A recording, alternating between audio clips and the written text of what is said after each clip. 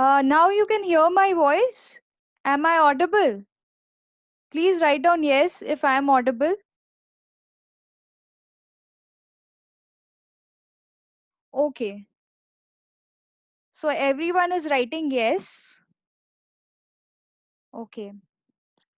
So let's start. Let me have a brief introduction about myself. First, let me introduce myself. This is Rupa Jain Daga. I am a chartered accountant, a company secretary. I was previously employed in PwC SDC. Right now, I guess near about 3 years, we have started Skillshare to provide quality education to our student. So we are specialist in Tally, GST, Excel, PF, ESI, and TDS. We are starting our new course as well, that is CFA Investment Foundation Program. So here all these participants are interested in GST expert, right? Some of you are job goers, some of you are business person. So you must be interested in knowing why this course will help you out. So let's start with that. Uh, am I audible now, everyone? Okay. Saloni, am I audible to you? Please write down yes if I am audible to you. Okay. Okay. So let's start with our discussion. So this GST expert program is an in-depth analysis of all the relevant section of GST in a practical manner. So you will be given all the details of GST in a practical manner. Hina, if you are not getting my voice, please check your internet connection. Okay? If anyone is not getting my voice, please check their internet connection. I think your internet connection is not good. Okay, so let's start.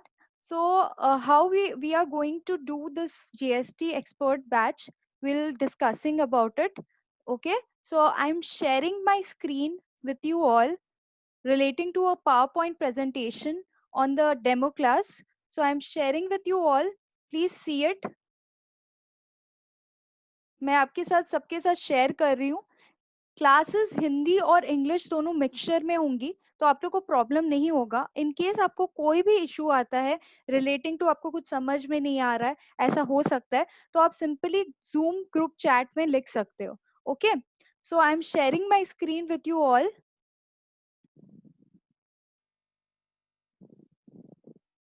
Okay,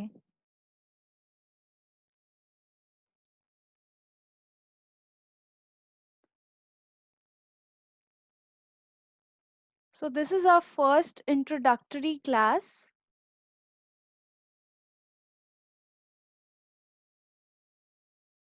So let's start with the demo session.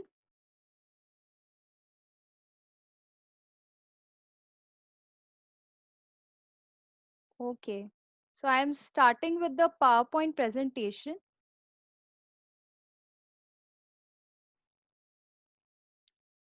So this is all about the demo class. Prerequisite, laptop या mobile. सबका एक confusion रहता है.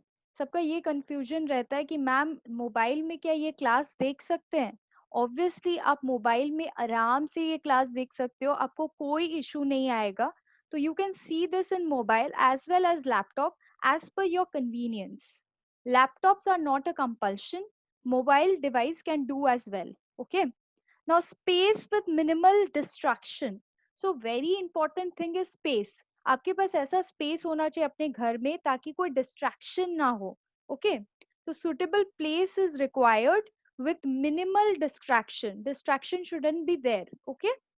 Now, Zoom application.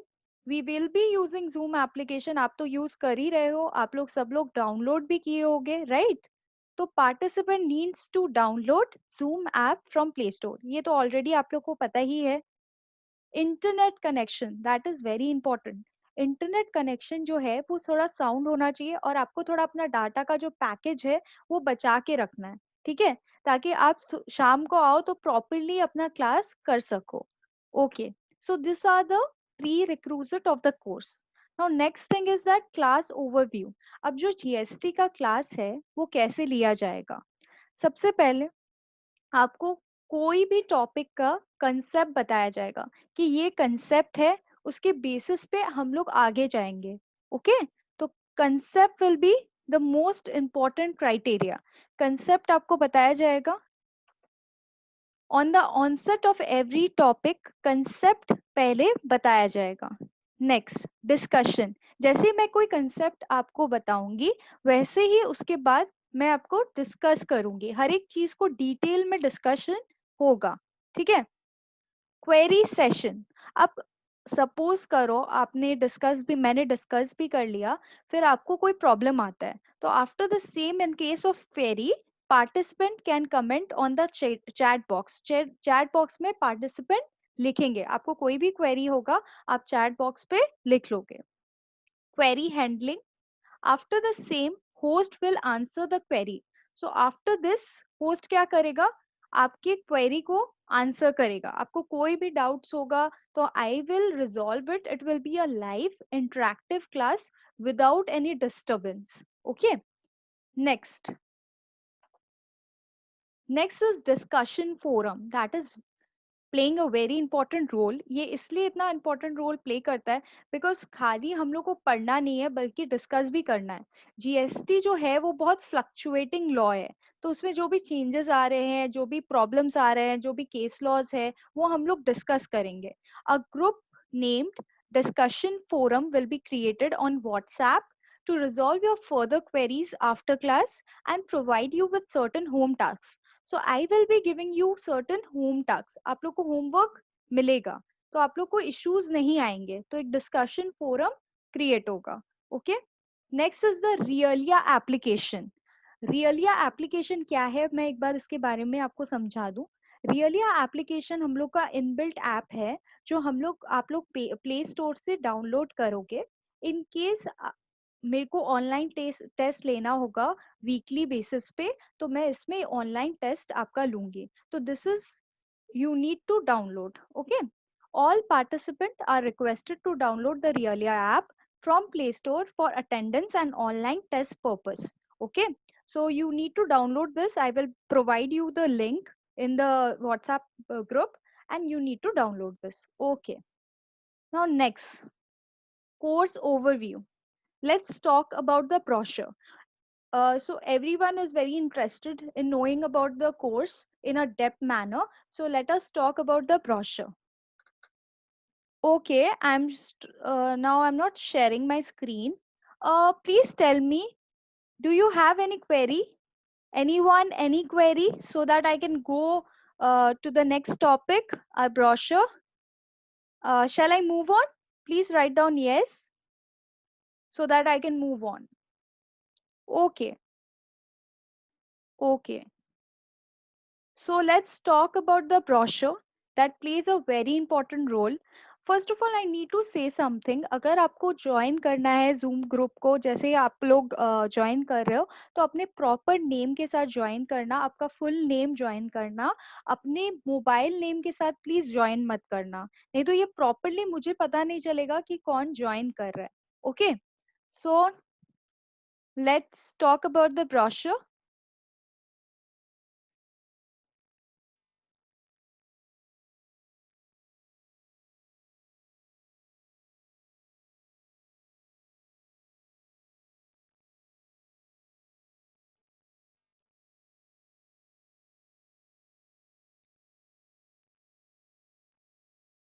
So this is the brochure.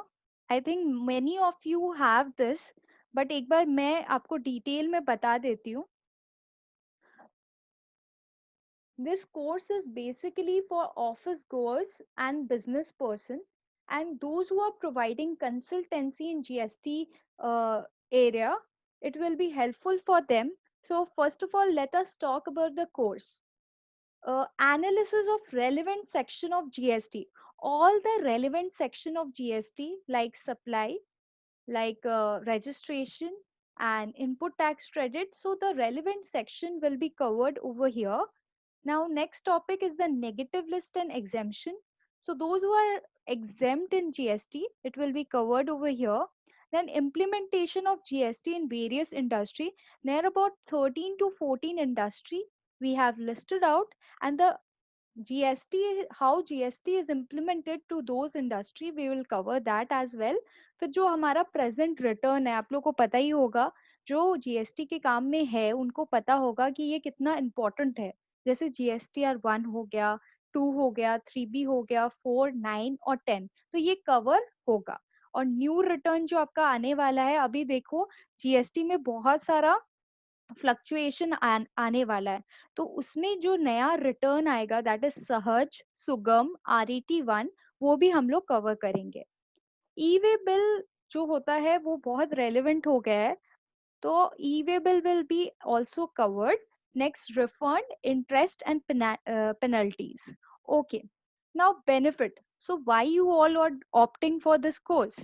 So independently आप resolve कर सकते हो, कोई भी GST का issue है आपका day to day, वो आप independently solve कर सकते हो अपने business का या अपने office work का, और जीएसटी का रिटर्न फाइनलाइज कर सकते हो। आपको किसी का हेल्प लेने का जरूरत नहीं पड़ेगा, क्योंकि आप इतने नॉलेजेबल हो जाओगे, आपको पता रहेगा क्या चीज कहाँ पर रिटर्न में आना चाहिए। Okay, able to implement GST in an organization. आप जीएसटी को आराम से ऑर्गेनाइजेशन में कोई भी नया बिजनेस में इम्प्लीमेंट कर पाओगे। Okay, as you know GST में बहुत सारा जॉब अपॉर्चुनिटीज है। कोई चाहता है कि हाइक चाहिए सैलरी में, अभी तो देखो पैंडेमिक सिचुएशन है, सबको पता है situation is not good, but अभी क्या है, जो बेस्ट है काम में, जिसको नॉलेज है ज्यादा, उसको प्रेफर ज्यादा किया जाएगा as compare to other people. So this will play a very important role अगर आपको एक्स्ट्रा नॉलेज है जीएसटी का तो। Okay, now next, why should opt for this program? Who should opt for this program? Accountant, tax consultant, student pursuing course in accounting, finance and taxation. So these people can opt for the program. Why choose Skillshot? So I have given a brief introduction about Skillshot. Skillshot, we have started 3 years back, and we are specialists in Tally, GST, Excel, PF, ESI and TDS, as you all know. तो आप लोग को यहाँ पर online live classes मिल रही है, और query session भी आपका हैंडल हो रहा है, और ऑनलाइन का टेस्ट आपका वीकली बेसिस पे होगा, और आपको सर्टिफिकेशन भी मिलेगा। और जो जिसको कैलकाटा में जॉब चाहिए, उसको प्लेसमेंट असिस्टेंस भी हम लोग प्रोवाइड करेंगे। Now duration will be of 3 months, 2 classes per week। ज्यादातर यहाँ पर अगर हम लोग जानते हैं कि सब जॉब कर रहे हैं, तो सैटरडे संडे क्लासेस रहेगा, और we will discuss the timing, don't worry about that. Okay, now the course breakdown, that is important as well. So introduction and constitutional provision. सबसे पहले हम लोग को जीएसटी क्यों आया वो जानना बहुत रेलेवेंट है। आज का क्लास उसी पर है कि जीएसटी क्यों आया, जीएसटी का कॉन्स्टिट्यूशनल प्रोविजन क्या है, क्या क्यों अमेंड करना पड़ा, ये सारा रीजन आज हम लोग जानेंगे। Okay, now GST concept and basic. GST के कंसेप्ट से हम लोग स्टार्ट करेंगे, एकदम मतलब बेसिक लेवल से हम लोग स्टार्ट करें, जिसको कुछ भी नहीं आता है, एकदम मतलब वो नील है, उसको पता नहीं है अकाउंट्स के बारे में भी, तो भी उसको कोई प्रॉब्लम फेस नहीं होगा, वो आराम से सीख पाएगा, क्योंकि ये एकदम स्क्रैच से पढ़ाया जाएगा। ओके, लाइक टैक्सेबल इवेंट क्या हुआ, रिवर्स चार्ज क्या हुआ, जीएसटी कितना तरीका का होता है, क्या तरीके का सप्लाई है, सारा चीज पढ़ाया जाएगा। कंसेप्ट ऑफ सप्लाई, सप्लाई देखो बहुत इंपॉर्टेंट है, अब आगे जाके आपको पता चलेगा, this will play a very important role, क्योंकि अगर सप्लाई नहीं होगा तो जीएसटी की लाइबिलिटी नहीं आएगी। ओके, अब जीएसटी कैसे लेवी होता है, कैसे कलेक्ट होता है, ये वाला चीज चैप्टर 4 में आपको समझाया जाएगा। Now chapter 5 is about time of supply, and chapter 6 is place of supply. Chapter 7 is valuation, कि कैसे आप वैल्यू करोगे कोई भी ट्रांजैक्शन को जिसपे आपको जीएसटी लगाना है, तो उसको वैल्यू कैसे करोगे, that is chapter 7। Now input tax credit, input tax credit आपको बताता है कि कब आपको क्रेडिट लेना है, कब ब्लॉक रहेगा आपका क्रेडिट, ये डिटेल में हम लोग डिस्कस करेंगे। जीएसटी रजिस्ट्रेशन, जीएसटी में कब आपको कंपल्सरी रजिस्टर कराना है, कब आपको रजिस्टर नहीं कराना है, कब आपको खुद से वॉलंटरी रजिस्टर कराना है, तो ये सारा प्रोसेस कैसे कैंसिल होगा, प्रैक्टिकली हम लोग जाएंगे gst.gov.in में और हम लोग समझेंगे कि कैसे होगा, क्या क्या ऑल्टरनेटिव वेज है रजिस्ट्रेशन का, तो ये सारा चीज इसमें कवर होगा ना। अकाउंट्स एंड रिकॉर्ड, देखो आप लोग ज्यादातर अकाउंटेंट हो, तो आप लोग को अपना अकाउंट्स रिकॉर्ड मेंटेन कैसे करना है जीएसटी के अकॉर्डिंगली, क्या टैक्स इनवॉइस होता है, क्या क्रेडिट नोट डेबिट नोट होता है, ये सारा चीज इसमें कवर होने वाला है। रिटर्न तो यू नो कि रिटर्न फाइलिंग कैसे होगा, वो प्रैक्टिकली आपको मैं साइट में, जो मेरा रियल क्लाइंट डेटा है, सिंस हम लोग का सीए फर्म भी है, तो हम लोग रियल क्लाइंट डेटा यूज करेंगे और रियल क्लाइंट डेटा यूज करके आपको समझाएंगे कि जीएसटी में कैसे आपको रिटर्न फाइलिंग करना है। ओके, पेमेंट ऑफ टैक्सेस, तो टैक्स का पेमेंट कैसे होना है, कैसे हम लोग क्रेडिट का यूटिलाइजेशन करेंगे, कैसे interest, penalty, tax etcetera, late fees, ये सब सारा इसमें डिस्कस होगा। नाउ रिफंड, कब आपको टैक्स का रिफंड मिलेगा, एक्सपोर्ट के केस में भी और नॉर्मल केसेस में भी, और आपको इंटरेस्ट मिलेगा या नहीं मिलेगा रिफंड में, वो समझाया जाएगा। Now, this section is very important, that is GST impact on industry. जैसे डिफरेंट इंडस्ट्री है, जैसे ऑटोमोबाइल हो गया, कंस्ट्रक्शन हो गया, ई कॉमर्स, एजुकेशन, फाइनेंशियल, ये मैंने लिस्ट डाउन किया नियर अबाउट 13 to 14 इंडस्ट्री कि उसमें जीएसटी का इम्पैक्ट कैसे होगा। ऐसा हो सकता है कि आप ऑलरेडी इस इंडस्ट्री में काम कर रहे हो या आपको बिजनेस शुरू शुरू करना है, तो वी विल टीच यू कि कैसे जीएसटी आप इम्प्लीमेंट करो। Okay, so we are from Calcutta. Our head institute is in Calcutta, near Minto Park area. To know more about our institute, you can search in Google. Okay, and Just Dial as well. Okay, so this is the course overview. I think this was very helpful, this part. Let me stop sharing my screen and please tell me if you face any trouble. Do you have any query? Please write down in the chat box so that I can continue with my next topic. If you are having any query so that I can resolve the same.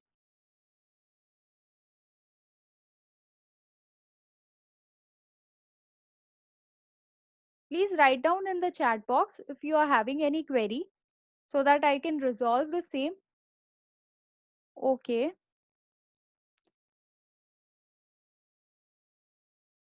Okay, so timing, देखो timing जो है वो हम लोग को discuss करना पड़ेगा।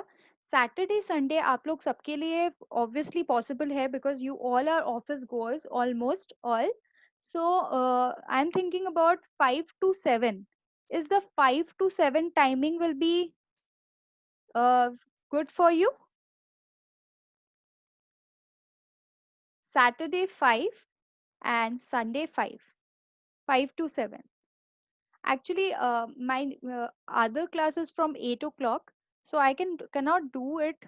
Okay, so 5 to 7 is if possible, please write down yes. अच्छा, कोई कोई पूछ रहा है मैम ई बुक्स मिलेगा क्या? हाँ, ई बुक्स मिलेगा। और हाँ, ई बुक्स आप लोग को मिलेगा। जिसके लिए सैटरडे पॉसिबल नहीं है उसको रिकॉर्डेड क्लास मिल जाएगा।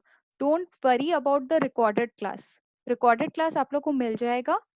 और आप लोग को बस मेरे को पिंग करना है personally, I will provide you with the recorded class. Okay, so please manage the Saturday one. Okay,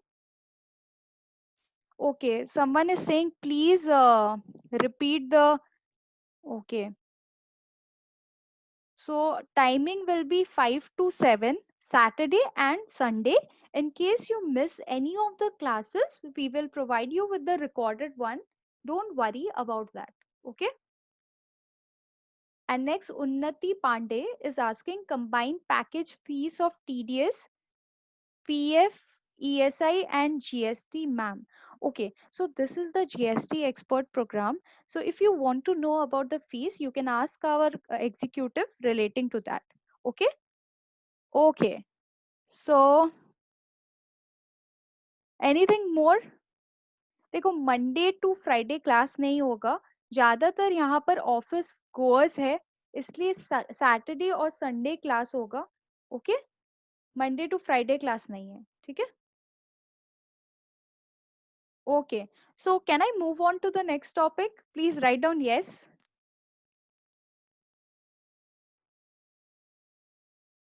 okay, okay, so मैं मूव ऑन करती हूँ नेक्स्ट टॉपिक पे, जो हमारा जीएसटी इंट्रोडक्शन का होगा। ठीक है, जीएसटी इंट्रोडक्शन का होगा। और किसी को रिटर्न फाइलिंग का कोई पूछ रहा है कि मैम डाटा कैसे मिलेगा, तो हम लोग का सीए फर्म है, तो हम लोग डाटा यूज करके आपको दिखाएंगे, ठीक है। We will use the data in front of you. And if you have any query, अगर आपको कोई भी क्वेरी होता है, तो आप लोग हम लोग से पूछ सकते हो कि मैम मेरे को क्वेरी हो रहा है, तो आप पूछ सकते हो, ठीक है। अच्छा, अब नेक्स्ट चीज हम लोग बात करते हैं कि जीएसटी आपको क्या लगता है? Please write down in the chat box. मैं चाहती हूँ मेरा जो क्लास हो वो बहुत इंटरेक्टिव हो, सब इंटरेक्ट करे, और कोई भी डाउट्स हो आप लोग का तो आप लोग तुरंत पूछ लो, ठीक है। तो सबसे पहले आप लोग मेरे को ये बताओ, जीएसटी क्यों आया? आप लोग के हिसाब से वाई जीएसटी, कि जीएसटी क्यों आया, क्या रीजन है जीएसटी को लाने का? Please write down in the chat box.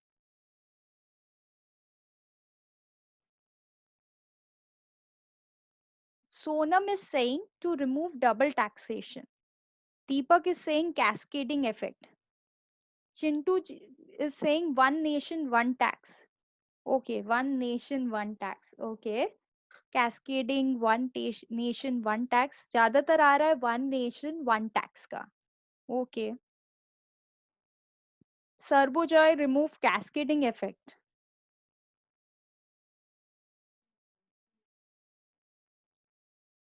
Okay, so मैंने ट्राई किया है थोड़ा रिजॉल्व करने का, ये जो जीएसटी क्यों आया, मैंने इजी वे में सिखाने का थोड़ा कोशिश किया है, मैंने एक स्टोरी फॉर्म किया है। सो लेट्स सी आप लोग को स्टोरी कैसा लगता है। पहले हम लोग कंसेप्ट समझेंगे हर चीज का, उसके बाद हम लोग जाएंगे, किसमें जाएंगे हम लोग? नोट्स में जाएंगे। Okay, so let's start our power point presentation. Okay, okay, so I am sharing my screen with you all. Let's सी।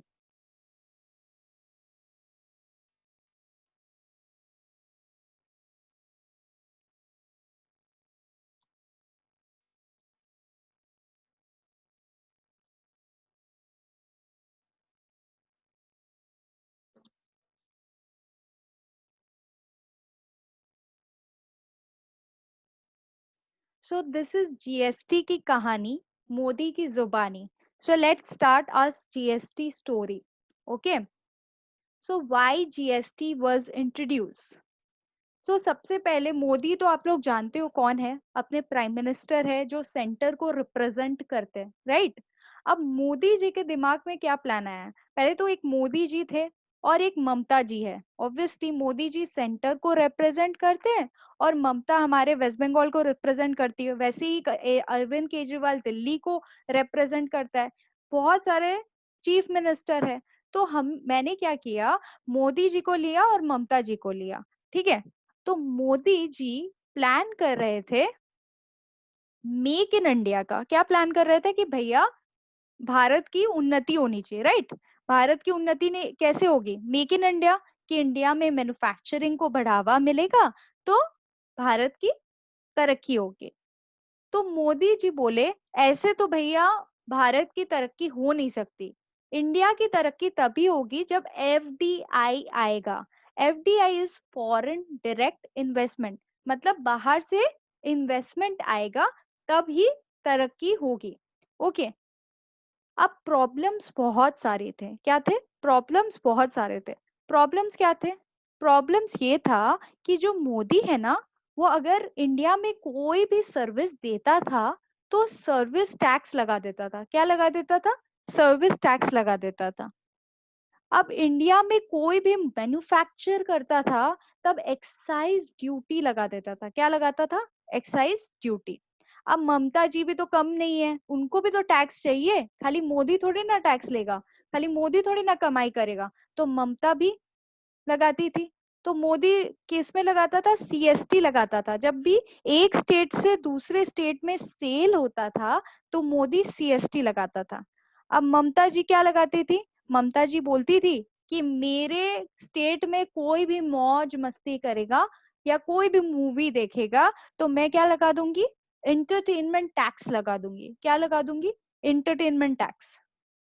फिर ममता बोली मेरे स्टेट में कोई भी सेल करेगा तो मैं वैट लगा दूंगी। ओके। फिर ममता बोली कि मेरे स्टेट के अंदर कोई भी घुसेगा तो मैं एंट्री टैक्स लगा दूंगी। ओके। फिर ममता बोली अगर कोई लग्जरियस एक्टिविटी होगा तो मैं लग्जरी टैक्स लगा दूंगी। तो इतना सारा टैक्सेस अगर आप देखोगे तो कितना सारा टैक्सेस, कितना सारा कंप्लायंस, इतना कंप्लायंस बर्डन। ओके। तब मोदी जी बोले कि यार मुझे एफडीआई लाना है, मुझे मेक इन इंडिया करना है। क्या करना है? मुझे क्या करना है? एफडीआई लाना है, मुझे मेक इन इंडिया करना है। तो सोल्यूशन क्या है? इसका एक ही सोल्यूशन था। वो क्या था? इसका सोल्यूशन था GST, that is goods and service tax. लेकिन इसको लाना इतना आसान नहीं था। It was very difficult. अब क्यों डिफिकल्ट था? अब ममता जी बोली यार मेरे भी प्रॉब्लम्स है, तुम टैक्स लाओगे, मेरे भी प्रॉब्लम है। क्या प्रॉब्लम था ममता को? ममता बोलती है कि मैं अपने एरिया में इतना सारा टैक्स वसूल करती हूँ। मैं इंटरटेनमेंट टैक्स लेती हूँ, मैं वैट लेती हूँ, मैं एंट्री टैक्स लेती हूँ, मैं लग्जरी टैक्स लेती हूँ। अगर तुम जीएसटी लाओगे तो इतना सारा टैक्सेस मैं नहीं ले पाऊंगी। मुझे रेवेन्यू का नुकसान होगा। मुझे क्या नुकसान होगा? मुझे रेवेन्यू का नुकसान होगा। तो मोदी जी भी कम क्या थे? तो ममता ने क्या बोला? मुझे रेवेन्यू का नुकसान होगा, मुझे कंपनसेशन दो। क्या दो? मुझे कंपनसेट करो। तब मोदी जी ने बोला कि मेरे पास सल्यूशन है। क्या है? सल्यूशन। क्या था वो सल्यूशन? वो था जीएसटी कंपनसेशन। अगर ममता को कोई भी नुकसान होता है, मतलब कोई भी स्टेट को कोई भी नुकसान होता है, तो मोदी क्या प्रोवाइड करेगा? उसको जीएसटी का कंपनसेशन प्रोवाइड करेगा। अब आप लोग पूछोगे मैम नुकसान क्यों होगा? यार इतना सारा टैक्सेस था, अब सारा टैक्सेस हटा दिया जाएगा, जीएसटी लाएगा तो नुकसान तो होगा। तो इसलिए मोदी क्या बोलेगा? भैया मैं तुझे कंपनसेशन दूंगा, प्लीज जीएसटी लाने दो। ओके। तब ममता बोली राइट्स। ममता तो मोदी पे बिल्कुल भी भरोसा नहीं करती। तो वो बोली यार मैं तुम पे भरोसा बिल्कुल नहीं करती, I want my rights. Then Modi ji said तुम डरो मत, मैं एक ऐसे बॉडी का फॉर्म करूंगा, उसका नाम क्या रखा जाएगा? GST council. एक बॉडी का फॉर्म करूंगा जिसपे तुम्हारा भी राइट्स होगा और मेरा भी राइट्स होगा। तो आप लोग अगर देखोगे तो हम लोग का प्रॉब्लम क्या था? हम लोग का मेन प्रॉब्लम ये था कि बहुत सारे टैक्सेस थे। तो इसलिए एफडीआई आना नहीं चाहता था। क्यों नहीं आना चाहता था? क्योंकि देखो ईज ऑफ डूइंग बिजनेस नहीं है। यहाँ इंडिया में बिजनेस करना आसान नहीं है। इतने सारे टैक्सेस आप पे करो, इतना सारा इंफॉर्मेशन गवर्नमेंट को दो, इतने सारे कंप्लायंस बर्डन आप करो, तो आसान नहीं है। लेकिन जीएसटी लाना भी आसान नहीं था, क्योंकि जीएसटी को लाने के लिए मोदी को प्रोमिसेस करने पड़े। प्रोमिसेस था कि अब मैं आपको अगर कोई भी नुकसान होगा तो मैं स्टेट को क्या प्रोवाइड करूंगा? कंपनसेशन प्रोवाइड करूंगा। और मोदी ने क्या बोला? अगर आपके राइट्स को कोई भी प्रॉब्लम होता है तो मैं एक बॉडी फॉर्म करूंगा, बॉडी का नाम होगा जीएसटी काउंसिल। तो ये सारा कहानी था जीएसटी के पीछे। जीएसटी के पीछे यही कारण है कि ईज ऑफ डूइंग बिजनेस हो और बिजनेस को बढ़ावा मिले, कोई प्रॉब्लम ना हो, कंप्लायंस बर्डन कम हो। सारे टैक्सेस को हटा के एक टैक्स लाना सबसे बड़ा मोटिव था जीएसटी का। Okay. So I M stop sharing my screen now. अच्छा, अब मैंने जो आपको कहानी सुनाया, जो मैंने स्टोरी ट्राई किया बोलने का, आप लोगों को क्या समझ में आया? Please write down in the chat box. फिर हम लोग नोट्स के तरफ जाएंगे। प्लीज राइट डाउन, क्या समझ में आया आपको?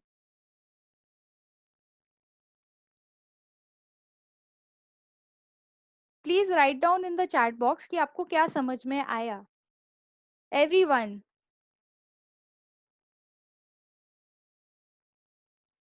आई am waiting guys. Please write down. Okay, very good Sarbojoy, he is writing reduced tax burden, बहुत सारा टैक्स बर्डन था वो रिड्यूस हो गया। अच्छा, तो ममता को क्या प्रॉब्लम था? प्लीज राइट डाउन, ममता को क्या प्रॉब्लम था? वो क्यों नहीं चाहती कि थी कि जीएसटी आए? कोई भी क्यों नहीं चाहेगा कि जीएसटी आए? Okay, someone is writing loss का, प्लीज आप अपना नाम चेंज करो क्योंकि मुझे समझ में नहीं आ रहा। Okay, Sonam is writing revenue loss का, राइट्स का, बेनिफिट का। Okay, very good Shantana. Okay Sonam, very good Satyajit. Okay Prachi, आप अपना नाम अगर चेंज करोगे तो बेटर रहेगा, उसमें आपका शायद मोबाइल नेम आ रहा है। ओके, तो और क्या प्रॉब्लम था? बहुत रेवेन्यू लॉस होता, Sonam is writing. Okay, others also write down, please आप लोग लिखो ताकि मेरे को लगे कि आप लोग को समझ में आ रहा है। पहले बहुत टैक्स था, अब कम हो गया। ओके, तो राइट्स के लिए मोदी जी ने क्या फॉर्म किया? राइट्स के लिए मोदी जी ने क्या फॉर्म किया? वेरी गुड संजीव, राइट्स के लिए क्या फॉर्म किया मोदी जी ने?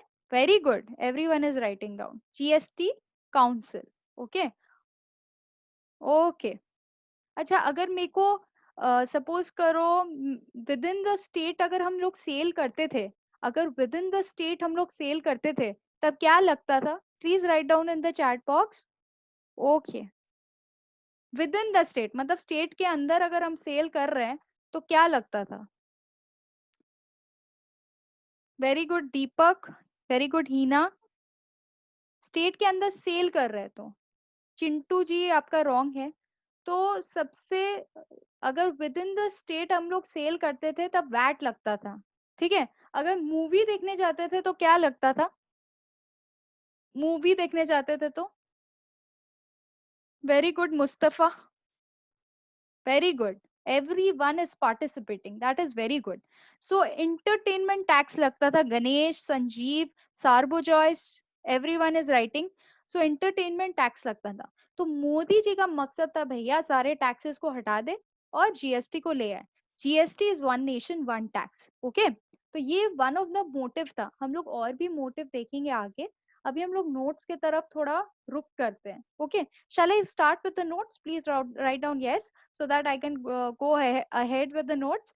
Okay, thank you.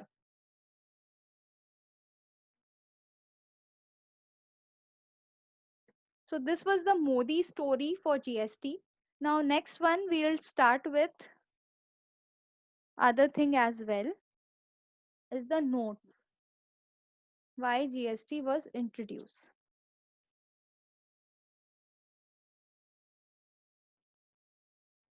So this is our notes on why GST was introduced. ये था हम लोग का स्टोरी। अब नोट्स की तरफ देखते हैं। देखो, सबसे पहले एक चीज आता है कि जीएसटी जो है वो इनडायरेक्ट टैक्स है। क्या है? इनडायरेक्ट टैक्स है। तो आप लोग प्लीज में मुझे लिखो, please write down in the chat box कि इनडायरेक्ट टैक्स क्या होता है। हम लोग बोल रहे हैं जीएसटी जो है वो इनडायरेक्ट टैक्स है। तो सबसे पहले right down in the chat box कि इनडायरेक्ट टैक्स क्या होता है। Please do it fast. आप लोग के हिसाब से इनडायरेक्ट टैक्स क्या होता है? Okay, Chintu ji is writing, Sonam is writing, please write down fast. Indirect tax का मतलब क्या होता है? Very good Heena, very good. Okay, so let us first discuss कि इनडायरेक्ट टैक्स क्या होता है। ठीक है, डायरेक्ट टैक्स और इनडायरेक्ट टैक्स क्या होता है वो हम लोग पहले डिस्कस करते हैं।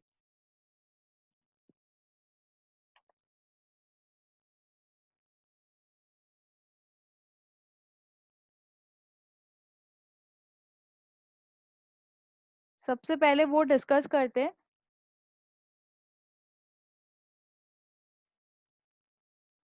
So I am showing you my PowerPoint presentation on what is indirect tax and what is direct tax. Okay.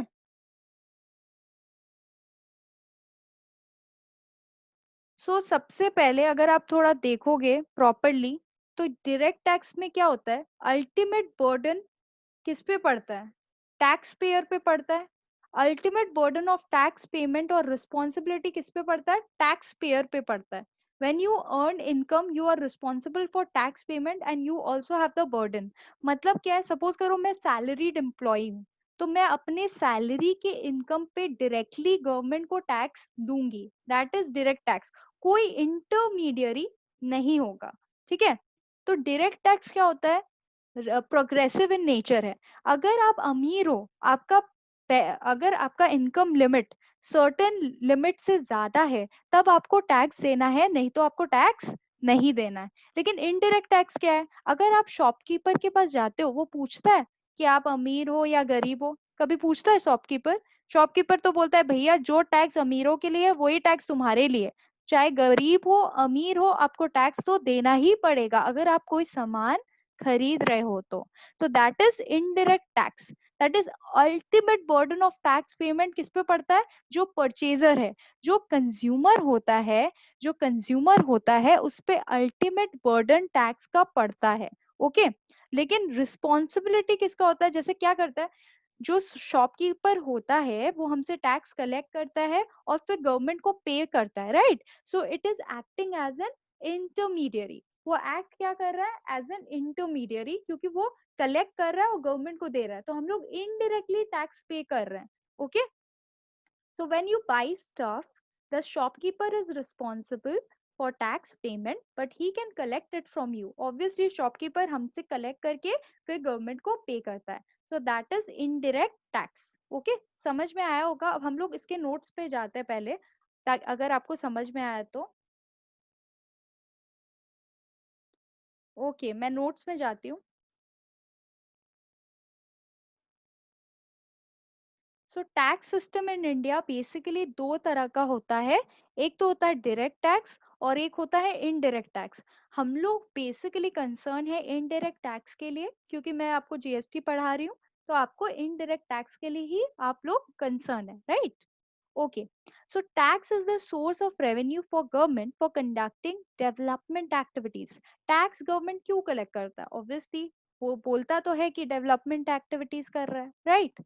अब डायरेक्ट टैक्स क्या है, अपने इनकम पे इम्पोज होता है, जैसे सैलरी हो गया, मेरा कोई रेंट का इनकम हो गया, या मेरा कोई बिजनेस इनकम हो गया, तो उस पे इम्पोज होता है। और it is paid by the individual as well as the business person directly to the government, government को डायरेक्टली पे करते हैं, ठीक है, कोई इंटरमीडियरी नहीं होता है, राइट। और इनडायरेक्ट टैक्स किस पे लगता है, अगर हम कोई सामान खरीदते हैं या कोई सर्विस लेते हैं तो उस पे इनडायरेक्ट टैक्स लगता है। It is collected by the intermediary from the end consumer, मतलब एंड कंज्यूमर से कलेक्ट करके फिर वो किसको दे देता है, गवर्नमेंट को दे देता है। Okay so imposed on income and profit, direct tax income पे लगता है और indirect tax goods and service पे लगता है। कौन पे करता है, इंडिविजुअल या बिजनेस पर्सन उसको पे करता है। और इनडायरेक्ट टैक्स को एंड कंज्यूमर, कंज्यूमर से लेकर फिर गवर्नमेंट को देता है। How much depend on the income, अगर मेरा इनकम ज्यादा है तो मैं ज्यादा डायरेक्ट टैक्स दूंगी, अगर मेरा इनकम कम है तो मैं कम दूंगी या तो मैं नहीं दूंगी। ओके सेम फॉर एवरीवन, अब कोई अमीर हो गरीब हो, इनडायरेक्ट टैक्स को कोई मतलब नहीं है, सबसे सेम ही लिया जाएगा। Okay transferable, direct tax transferable नहीं है, मतलब एक पर्सन से दूसरे पर्सन में ट्रांसफर नहीं होता। लेकिन इनडायरेक्ट टैक्स क्या होता है, अल्टीमेट बर्डन कंज्यूमर पे पड़ रहा है, तो वो होलसेलर रिटेलर क्या कर रहा है, ट्रांसफर कर रहा है अपना बर्डन को। डायरेक्ट टैक्स इनकम टैक्स है और इनडायरेक्ट टैक्स जीएसटी है। ओके तो आप लोग को समझ में आ गया होगा कि डायरेक्ट टैक्स डायरेक्टली देते हैं, इनडायरेक्ट टैक्स इनडायरेक्टली इंटरमीडियरी के थ्रू देते हैं। Okay so I M stop sharing my screen over here. Okay so guys आप लोग को क्लियर है डायरेक्ट टैक्स क्या है, इनडायरेक्ट टैक्स क्या है, एक बार 2 मिनट्स का डिस्कशन करते हैं, 2 मिनट्स का डिस्कशन। ओके ठीक है, जो आप लोग बिग बाजार शॉपिंग करने चाहते हो, बिग बाजार तो सब जाता होगा, तो आप लोग इनडायरेक्ट टैक्स देते हो या डायरेक्ट टैक्स देते हो, जो बिग बाजार आप लोग शॉपिंग करने जाते हो। Very good, everyone is writing right answer, this batch is very good, I think everyone is writing right answer. अगर आप लोग डोमिनोज में खाने जाते हो, डोमिनोज में खाने जाते हो, तब आप डायरेक्ट टैक्स देते हो या इनडायरेक्ट टैक्स देते हो? Very good guys, very good. Okay, so everyone is writing the correct answer. So let's move on. जो हमारा मोदी का स्टोरी था कि जीएसटी क्यों लाया गया, हम लोग को पता चल गया कि जीएसटी तो इनडायरेक्ट टैक्स है। अब क्यों लाया गया उसको डेप्थ में कवर करते हैं, ठीक है? So I am again sharing my screen.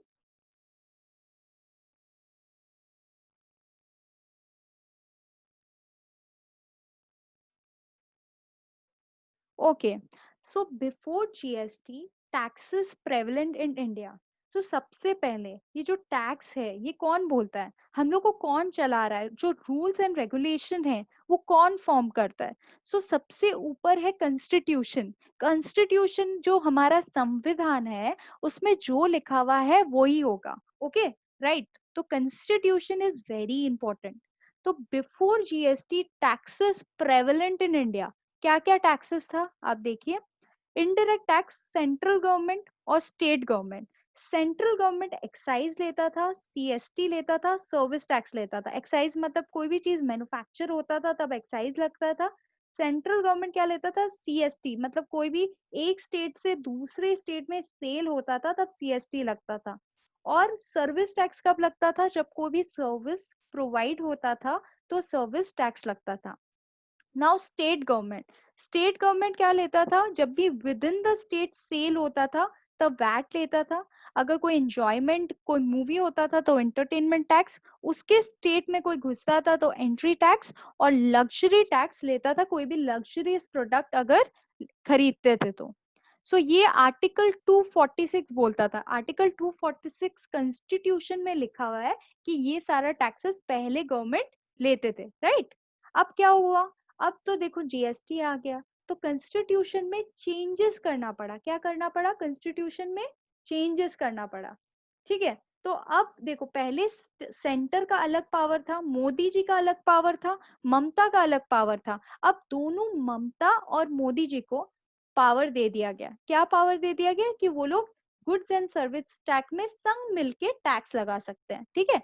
तो give centre and state concurrent power to make law on taxation of goods and services। मतलब आर्टिकल 246 ए आया जिसमें मोदी जी को भी पावर मिल गया और ममता को भी पावर मिल गया, ताकि वो एक ही गुड्स एंड सर्विसेज पे टैक्स लगा सके। ये हम लोग आगे देखेंगे। अभी हम लोग आगे चलते हैं। वाई जीएसटी वॉज इनैक्टेड, तो वो तो आप लोग को पता है, आप लोग ने खुद ही मेरे को बताया कि जीएसटी इसलिए इनैक्ट हुआ क्योंकि बहुत सिंप्लीफाइड वर्जन है, बहुत इजी है, ठीक है? और फॉरेन इन्वेस्टमेंट को लाना, ऑब्वियसली जो फॉरेनर्स है जो इंडिया के बाहर रहते हैं वो लोग इतना इतना कंप्लायंस बर्डन सहन नहीं कर सकते। हम लोग तो बेचारे ऐसे ही परेशान है, इंडिया में इतना सारा टैक्सेस था, तो इसलिए इसको हटा दिया ताकि फॉरेन इन्वेस्टमेंट ला सके। तो कंप्लायंस बर्डन जो इतना सारा इंफॉर्मेशन देना और रिटर्न फाइल करना वो हट जाए। ओके, अब ममता तो देखो तुम लोग को पता ही है, कोई भी स्टेट ऐसे तो मोदी को लाने नहीं देगा, वो तो नहीं बोलेगा कि तुम ले आओ। तो उसको क्या चाहिए, नुकसान की भरपाई। That is the GST compensation, कि कोई भी नुकसान हुआ तो मैं तुम्हारा भरपाई कर दूंगा। ओके, तो नुकसान क्या होगा, सपोज करो, क्या लिखा हुआ है इसमें, government will compensate state on reported revenue deficit on account of implementation of GST. मतलब अगर जीएसटी आने के कारण आपको कोई भी लॉस होता है तो मैं कंपनसेट करूंगा। ओके, सपोज करो जीएसटी आने से पहले उसका रेवेन्यू 100 करोड़ है, कोई भी स्टेट का 100 करोड़ रेवेन्यू है, लेकिन जीएसटी आने के बाद 90 करोड़ रेवेन्यू हो गया, तो 10 करोड़ कौन देगा, सेंट्रल गवर्नमेंट उसको देगा। किसको देगा, स्टेट गवर्नमेंट को देगा। ओके, तो इसमें क्या लिखा है, government will compensate state on reported revenue deficit on account of implementation of GST payable for a transition period of 5 years, मतलब 5 साल तक वादा करता है कि वो पे करेगा। अब आगे क्या होगा वो डिसाइड करेंगे दोनों मिलके, लेकिन अभी ये बोला गया है कि 5 years तक कंपनसेट करेगा। कौन कंपनसेट करेगा? सेंटर स्टेट को कंपनसेट करेगा। अब देखो, अब कंफ्यूजन क्या है कि बेस ईयर कौन सा ले, कि कौन से बेसिस पे मैं रेवेन्यू को कैलकुलेट करूं। तो बेस ईयर क्या लिया गया? 15-16। 15-16 इज द बेस ईयर। ठीक है। अब देखो 2015-16 तो वो लोग बेस ईयर ले लिया। अब रेवेन्यू तो कांस्टेंट नहीं रहेगा, जैसे जीडीपी ग्रो कर रहा है वैसे ही तो रेवेन्यू ग्रो करेगा, है ना। जैसे हम लोग का जीडीपी ग्रो कर रहा है, अब सपोज करो मैं आज कमाती हूँ 10 लाख, तो नेक्स्ट ईयर तो मैं 10 लाख से ज्यादा ही कमाऊंगी, और उसके नेक्स्ट ईयर मैं 10 लाख से और ज्यादा कमाऊंगी। तो वैसे ही रेवेन्यू को ग्रो कराना पड़ेगा। जैसे सपोज करो ममता 15-16 में अगर 100 करोड़ कमाती है, तो वो 17-18 में क्या कमाएगी, राइट। जीएसटी कब आया? जीएसटी आया 1 जुलाई 2017 को आया। तो वो रेवेन्यू का ग्रोथ कराया जाएगा। अब रेवेन्यू का कैसे ग्रोथ कराया जाएगा? 14% से ग्रो होगा। अब ये सब क्यों हो रहा है? ये सब इसलिए हो रहा है कि जीएसटी का कंपनसेशन देखने के लिए कि कितना कंपनसेशन पे करना है। ठीक है। अभी आप लोग देखो यहाँ पर प्रोजेक्टेड रेवेन्यू कितना है। जैसे सपोज करो ममता का बेस ईयर में वेस्ट बंगाल का अर्निंग है 100 करोड़, सपोज। ठीक है। हम कैलकाटा में रहते तो हम वेस्ट बंगाल एग्जांपल ले रहे हैं। सो जो वेस्ट बंगाल के बाहर के मेरे स्टूडेंट है, प्लीज ऑफेंडेड फील मत करो। ओके। तो 100 करोड़ अगर बेस ईयर का रेवेन्यू है, तो प्रोजेक्टेड रेवेन्यू हर साल 14% से ग्रो होगा। ठीक है। 14% से मैंने ग्रो कराया। ये प्रोजेक्टेड रेवेन्यू का मतलब क्या होता है कि इतना रेवेन्यू ममता जी का होना चाहिए। लेकिन एक्चुअल रेवेन्यू कितना है? 90, 110, 150। तो अगर एक्चुअल रेवेन्यू प्रोजेक्टेड रेवेन्यू से कम होगा, तो कौन देगा? मोदी जी देगा। ठीक है। मोदी किसको देगा? ममता को देगा। क्योंकि अगर कोई भी रेवेन्यू डेफिशिट होता है, तो centre will compensate to the state. तो मैं एक बस स्क्रीन को स्टॉप करती हूँ। प्लीज टेल मी, ये समझ में आया आप लोग को? प्लीज राइट डाउन येस और नो, क्योंकि मैं अभी आप लोग से क्वेश्चन पूछने वाली हूँ। Please write down. सबका यार यस आना चाहिए, आंसर मत दो, एटलीस्ट यस नो लिख दो। Okay. Okay. So what will be the base year? Base year लिखो, क्या होगा? बेस ईयर क्या होगा? बेस ईयर क्या लिया गया है? Okay. Please write down the base year. Okay. Base year होगा 15-16। अच्छा, क्या रेट होगा? क्या रेट से ग्रो होगा? Please write down the rate. Okay, very good. Very good. So 14% rate से ग्रो करेगा। पता है अभी जो पैंडेमिक सिचुएशन चल रहा है, अभी बहुत प्रॉब्लम हो रहा है। अभी रेवेन्यू इतना आ रहा नहीं है, ना तो स्टेट गवर्नमेंट का आ रहा है। अब बेचारा सेंट्रल गवर्नमेंट बहुत परेशान है।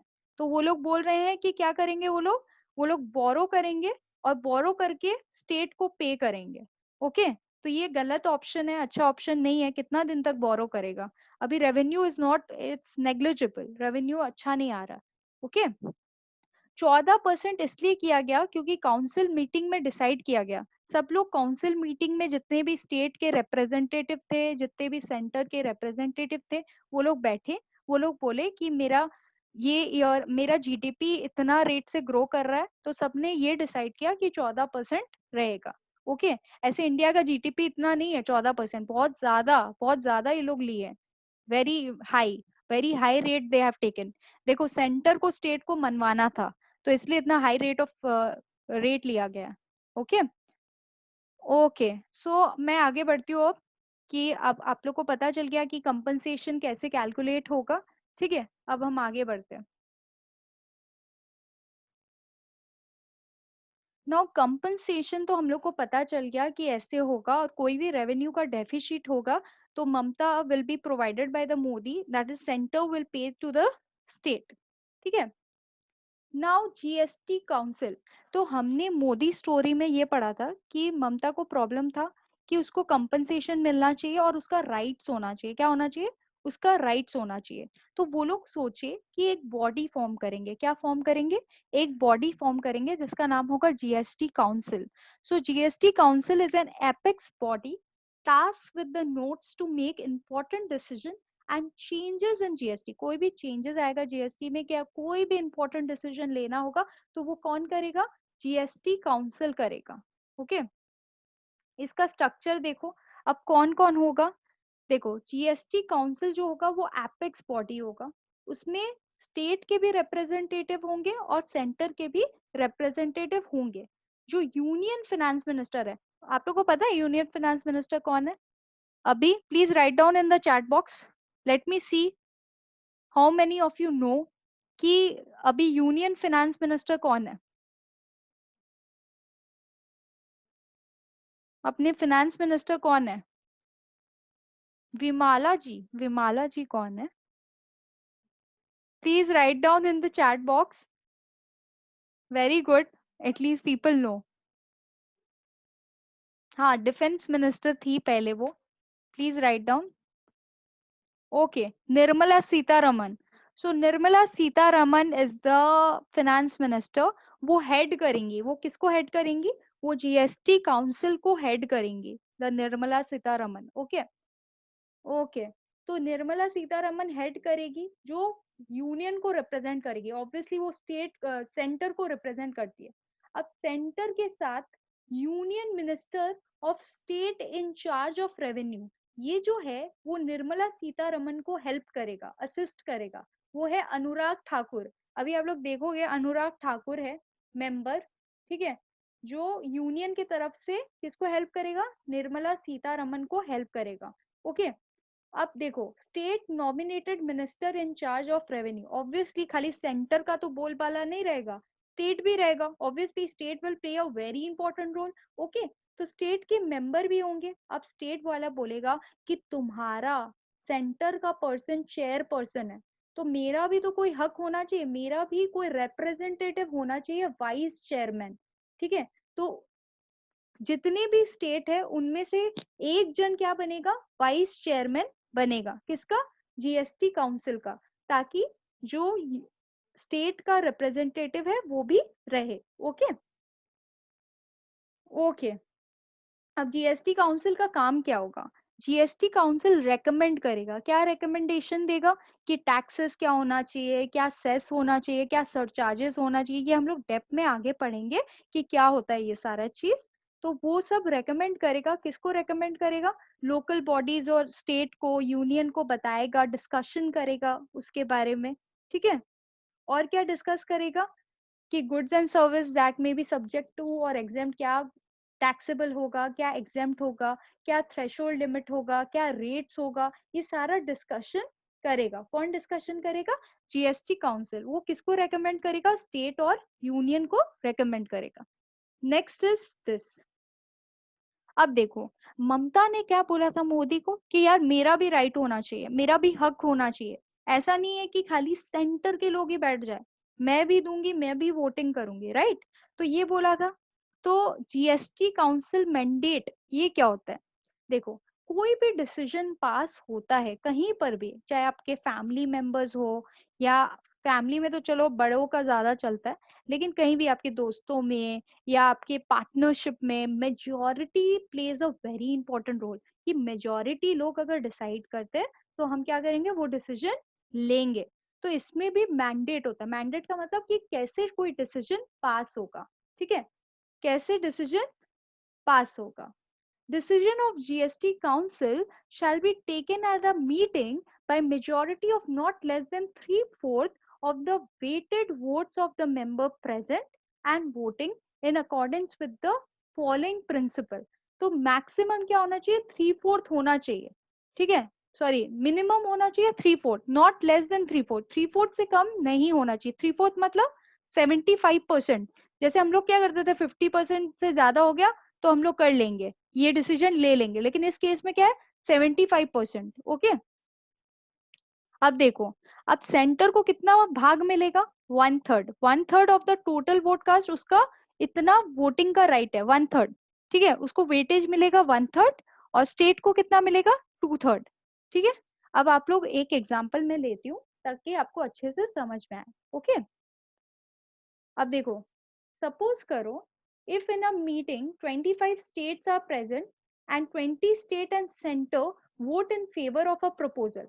अब कोई भी प्रपोजल, कोई भी डिसीजन कैसे कैरी ऑन होगा। ठीक है, सपोज करो 25 स्टेट है, उसमें से 20 स्टेट और एक सेंटर का वोट है।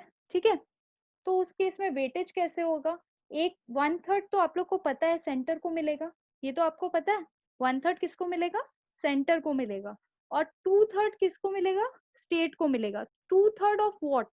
2/3 ऑफ 20 डिवाइडेड बाय 25, मतलब जितना लोग वोट कर रहे हैं और जितना लोग प्रेजेंट है, उसका 2/3 किसको मिलेगा? स्टेट को मिलेगा।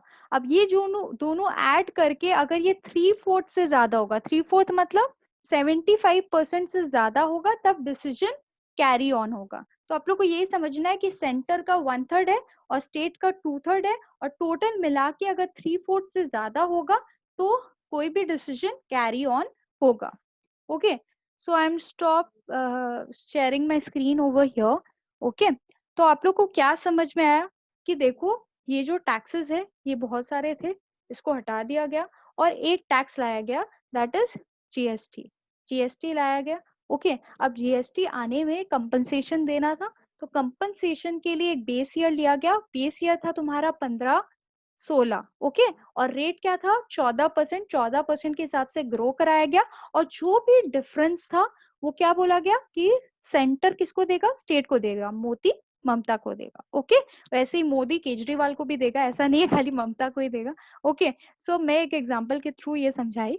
ओके, और आप लोग को क्या पता चला कि जीएसटी काउंसिल में खाली सेंटर का वोट नहीं है बल्कि स्टेट का भी है। अब आप लोग मेरे को ये बताओ, सेंटर का कितना पार्ट है, कितना वो है, सेंटर का वोटिंग राइट कितना है? Please write down.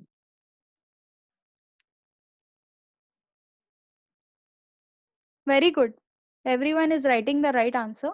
अभी तो सबको याद रहेगा वैसे। ओके, तो सेंटर का 1/3 है, एक जन गलत लिखा है, सेंटर का 1/3 है और स्टेट का 2/3 है। ठीक है, स्टेट का 2/3 है। और मेजोरिटी कैसे पता चलेगा? कोई भी डिसीजन कैरी ऑन कैसे होगा? कोई भी डिसीजन कितना कैरी ऑन होगा? 3/4। ओके, 3/4 से ज्यादा होगा तो कोई भी डिसीजन कैरी ऑन होगा। Okay, very good.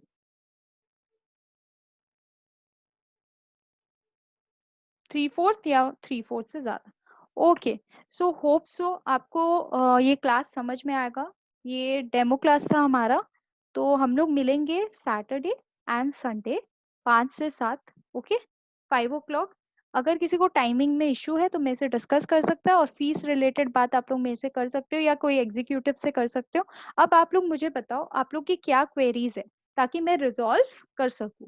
Please write down in your chat box everyone.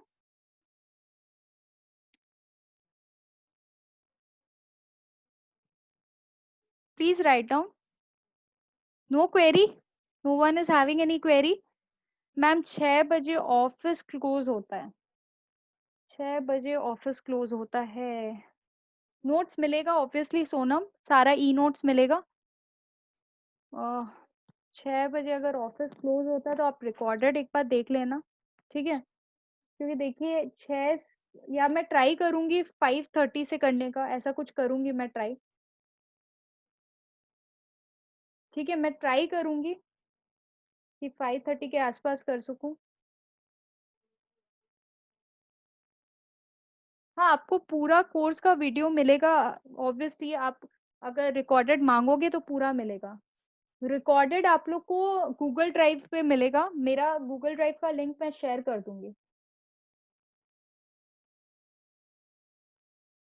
आप दीपक, आपका 6 PM से स्टार्ट होता है या 6 PM एंड होता है?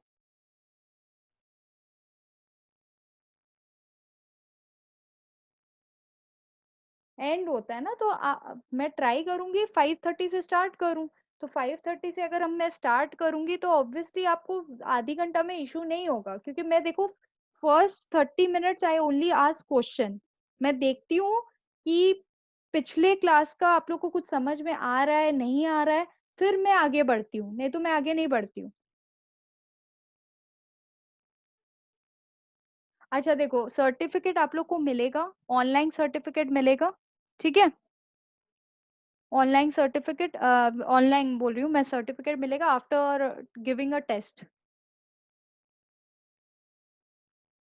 6 बजे तक क्लास खत्म हो जाए सैटरडे।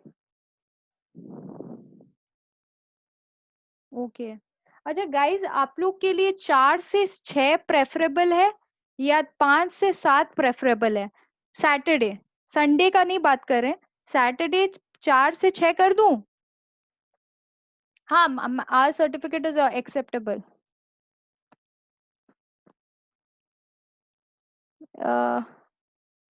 4 से 6 करूं या ऑफिस है?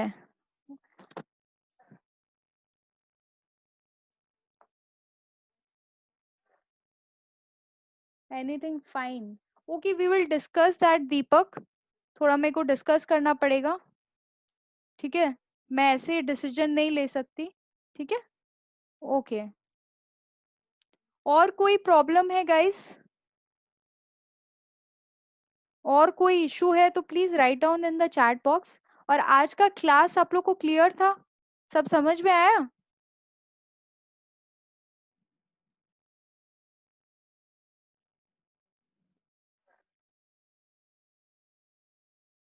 Yes Chintu ji, I will inform that. Okay Santana, you can communicate me. I will share my number in the WhatsApp and you can easily communicate with me. Don't worry about communication and I'm very frank about it. 8 बजे तक you can communicate anything with me. जब तक मैं free हूँ you can communicate, okay? कोई problem नहीं है guys, आप लोग को अगर कोई भी प्रॉब्लम होता है तो you can just text me. अगर ज्यादा प्रॉब्लम होता है तो मैं फोन करके आपसे बात कर लूंगी। ओके मुस्तफा, ये जो आप रिलेटिंग टू मनी अगर आपको बात करना है कि आप कैसे पेमेंट करोगे, तो वो मेरे से मत बात करो, मेरे एग्जीक्यूटिव से कर लेना, ठीक है।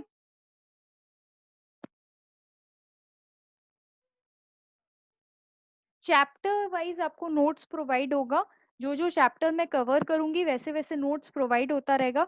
जैसे अभी जो है वो बता दूंगी। Yes Mridul, what you are asking? Yes Mridul, please write down in the chat box what I need to confirm.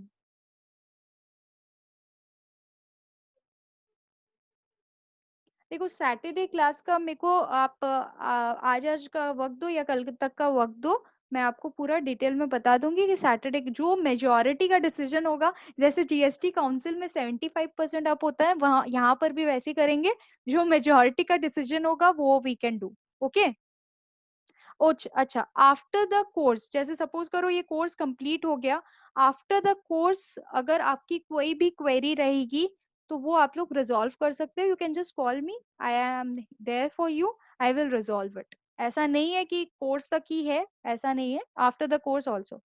So I think so मैंने सारा क्वेरीज आपका सॉल्व कर दिया है, एक्सेप्ट द सैटरडे का क्लास। तो सैटरडे सैटरडे का class I will discuss with my team. और आप लोग मेरे को बस बता देना, वो ग्रुप में लिख देना कि आप लोग 5 से 7 चाहते हो, या सॉरी 5 से 7, यस 5 to 7 चाहते हो या 4 to 6 चाहते हो, आप लोग प्लीज लिख देना, उस हिसाब से मैं कर दूंगी। Okay Shantana, please tell what you want to ask. Yes Shantana, please write down in the chat box.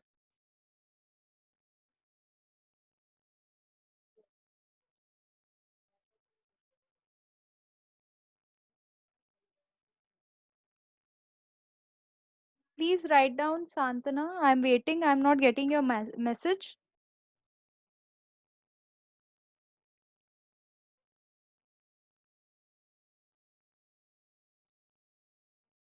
Okay, so you can text me personally, Shantana. Actually, ma'am, please help me regarding GST return. Obviously, I will help you out after the means when I will start the return filing. I will provide you with all the details. Don't worry about the GST return filing. No, we don't provide right now ITR का ITR course. We'll let you know about it. अगर in future ITR का course होगा तो हम बता देगा. ठीक है. और कोई किसी को कुछ पूछना है?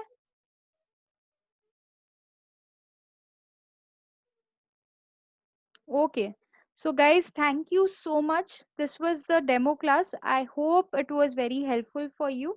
So next class will be on Saturday. The timing we are going to discuss in the chat, in the WhatsApp group. Okay. Thank you so much. I'm ending the meeting over here. Thank you guys.